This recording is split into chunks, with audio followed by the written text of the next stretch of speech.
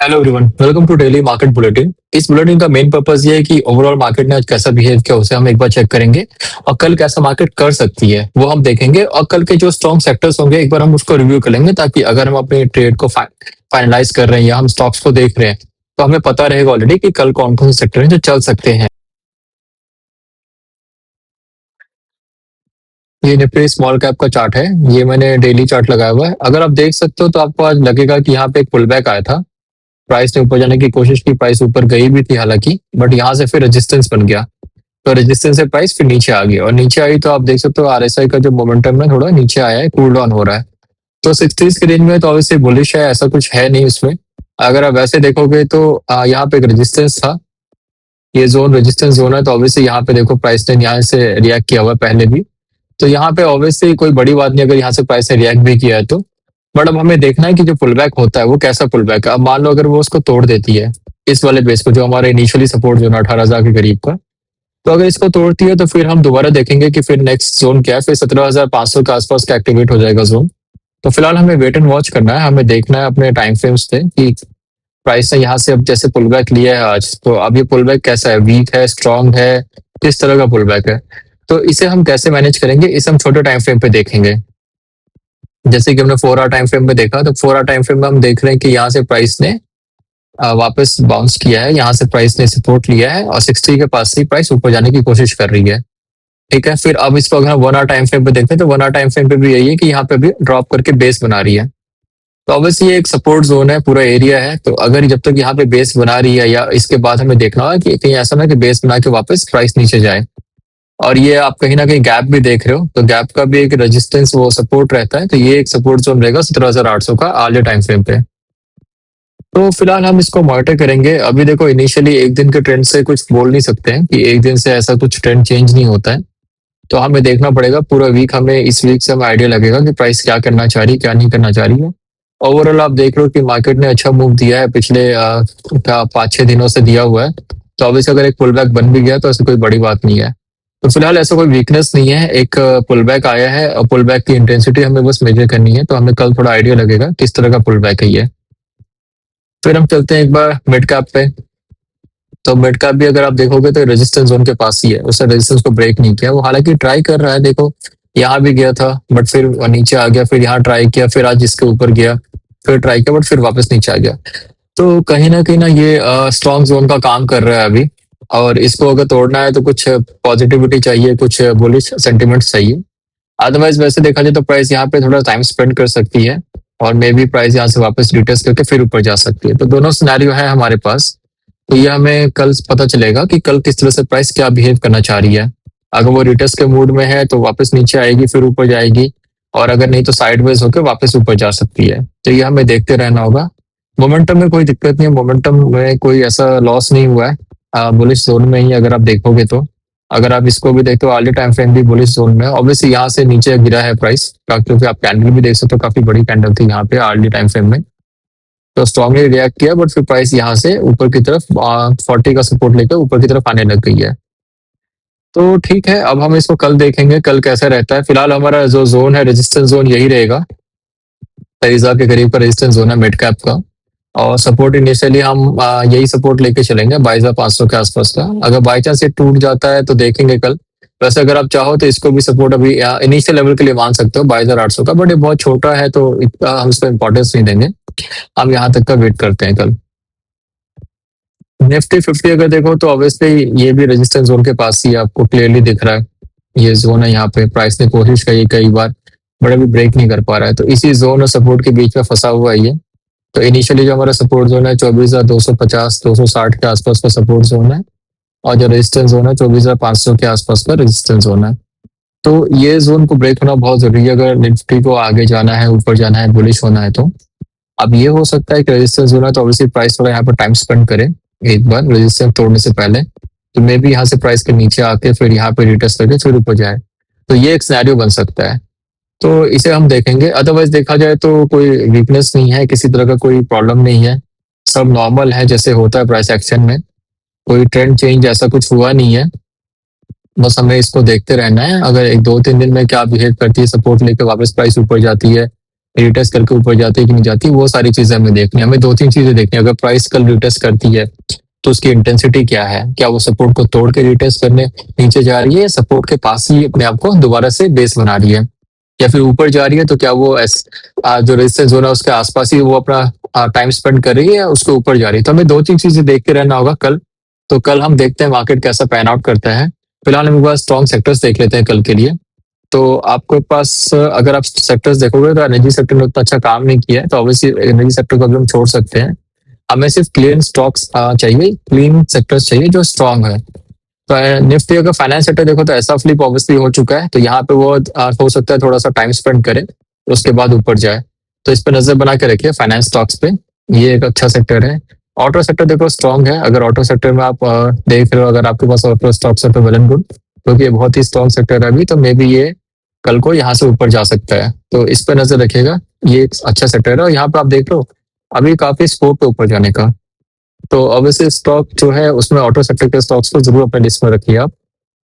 IT देखो obviously अच्छा कर रहा है, पिछले कुछ दिनों से आप देख रहे हो कि इसने गैप नहीं तोड़ा, फाइनली इसने अच्छा खासा गैप बनाया था और गैप का भी सपोर्ट है यहाँ पे। तो जब तक ये गैप के ऊपर रहता है और इसको नहीं तोड़ता है तब तक बहुत अच्छा है। इसके आसपास अब देखते हैं, यहाँ पे देखो 200 डीएमए का भी आपका रेजिस्टेंस लेवल है। तो एक बार देखते हैं प्राइस क्या करती है यहाँ पे, मे बी यहाँ से थोड़ा सा पुल बैक हो जाए, मे बी यहाँ पे, क्योंकि अभी तो देखो आरएसआई अभी जस्ट आया ही है बुलिश जोन में। अभी देखो कितने टाइम से ये बेरिश जोन में पड़ा हुआ था, फिर 2-3 दिन से ये अभी वापस ये बुलिश जोन में आया है। तो यहाँ पे बहुत स्कोप है अभी, और आईटी बहुत ज्यादा गिर भी चुका है। तो अगर इसको स्ट्रांग रहना है, इसको ऊपर जाना है, तो ये इसको तोड़ेगी नहीं, इसको ऊपर ही जाएगी। तो आईटी के स्टॉक्स को आप नजर बना के रखें। अगर आईटी में इन्वेस्टेड है तो ट्रेड करें, अदरवाइज आप अगर नया पोजीशन प्लान कर रहे हो तो देखो कैसा पैन आउट करता है। ये इंपॉर्टेंट सपोर्ट जोन है, इसको मान के चलो 27,200 के आसपास का, ये ब्रेक नहीं होना चाहिए।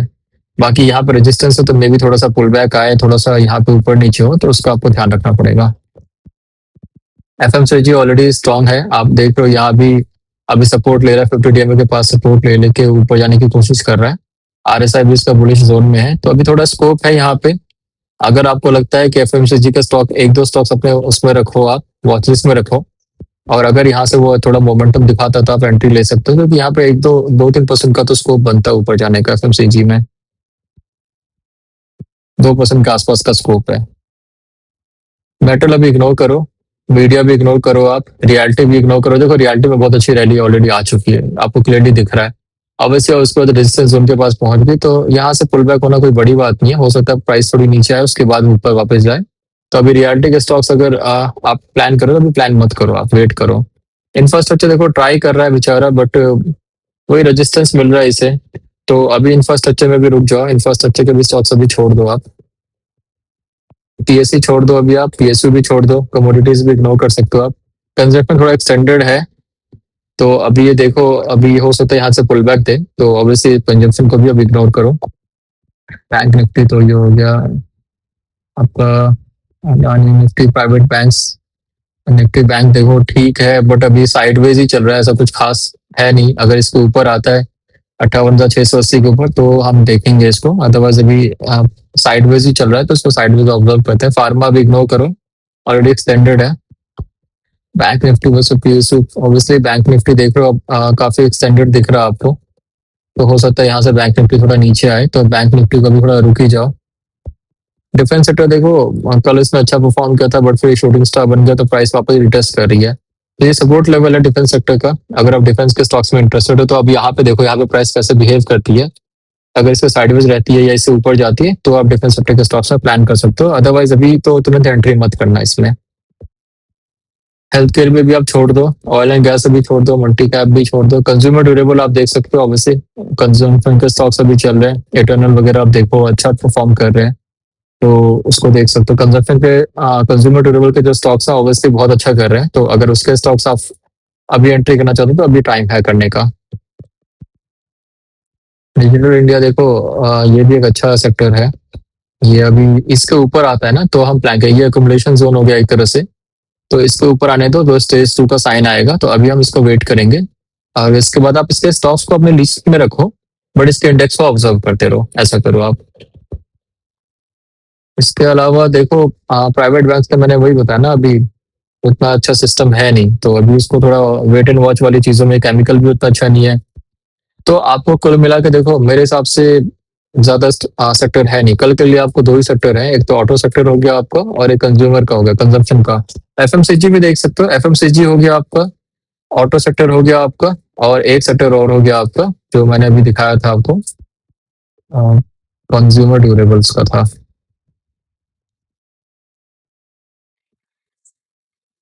Consumer durables. तो कल के लिए आपको तीन सेक्टर मिल गए हैं, ठीक है। ऑटो सेक्टर मिल गया आपको, एफएमसीजी सेक्टर मिल गया, कंज्यूमर ड्यूरेबल सेक्टर मिल गया। तो इन तीनों सेक्टर के स्टॉक्स को फोकस करिए, आप वॉचेस में रखिए। तो क्योंकि अब दो दिन है मार्केट में, आज आपका ट्यूसडे वेडनेसडे थर्सडे, 3 दिन है आपके पास। तो अभी आप इन तीन सेक्टर्स को देखते हैं कल के लिए, अगर आप कल का ट्रेडिंग प्लान कर रहे हो तो ये तीन सेक्टर्स है जिससे उम्मीद कर सकते हैं कि कल अच्छा परफॉर्म करेंगे। ओवरऑल देखो, ऑब्वियसली आपको एक बार ओवरऑल मार्केट तो देखना ही पड़ेगा। अगर कल को ओवरऑल मार्केट में पुल बैक आता है या प्राइस और नीचे जाती है तो ऑब्वियसली सेक्टर साइडवेज हो जाएंगे आपके स्टॉक्स। तो कोशिश करना ना कि 50 DMA के पास के स्टॉक्स लो, टाइट स्टॉक्स लो आप। मतलब एक्सटेंडेड स्टॉक्स पे मत लेना, उसमें एंट्री मत करना, क्योंकि अगर पुल बैक आता है, मार्केट थोड़ा साइडवेज रहती है, तो आपका टाइम वेस्ट होगा, टाइम डिके भी हो जाता है और पैसा तो आपका फंस ही जाता है। तो उस चीज का ध्यान रखो। तो ओवरऑल कल के लिए आपको तीन सेक्टर्स मिल गए हैं। तो होपफुली बाकी सेक्टर्स को भी उतने पोटेंशियल नहीं है, बाकी देखेंगे। आईटी का देखो, आईटी ऑब्वियसली स्ट्रॉन्ग चल रहा है, बट थोड़ा अभी रुक जाओ, इसके आसपास इसको ऊपर आने दो, थोड़ा स्टेज 2 में आने दो, क्योंकि बहुत टाइम से गिरा हुआ है और अचानक अचानक न्यूज आ जाता है। थोड़ा सा सॉलिड बेस बन जाता है। अगर आप इन्वेस्टमेंट पर्पज से देख रहे हो तो ठीक है, आप थोड़ा थोड़ा इन्वेस्ट करना शुरू कर दो इसमें। बट अगर ट्रेडिंग पर्पज से देख रहे हो तो कम से कम इसको 200 DMA के ऊपर आने दो, उसके बाद आप करना। तो डे टू डे ट्रेडिंग के लिए आपके पास एफएमसीजी है, ऑटो है और आपका कंज्यूमर ड्यूरेबल है। तो ये तीन सेक्टर्स कल के लिए मिल गए आपको। तो इन तीन सेक्टर के स्टॉक्स देखो, और अगर आपको इनमें से कोई स्टॉक मिलता है या कोई क्वेरी है, कोई क्वेश्चन है, तो आप प्लीज मुझे मैसेज करके बता सकते हो। आप मेरे को कमेंट बॉक्स में लिख देना, मैं रिप्लाई कर दूंगा। और अगर कोई और क्वेरी है, कोई और भी वीडियो के रिलेटेड आप जानना चाहते हो तो मुझे बता देना उसके लिए भी, ठीक है। तो ये था ओवरऑल मार्केट हमारा ठीक है। पुल बैक कोई बड़ी बात नहीं, अगर पुल बैक आ भी रहा है तो एक्सपेक्टेड होता है इतने अच्छे मूव के बाद पुल बैक आना। सेक्टर्स हमें कल के लिए तीन मिल ही चुके हैं। तो अगर आप ट्रेड प्लान कर रहे हो तो ऑब्वियसली करो, उन तीन सेक्टर्स में करो, बहुत अच्छी बात है। बाकी की आप वॉच लिस्ट में डालो स्टॉक्स और उसको ऑब्जर्व करो कि कैसा बिहेव करते हैं। तो फिलहाल आज के लिए इतना ही है, और फिर कल मिलते हैं नेक्स्ट वीडियो में। तब तक के लिए बाय बाय।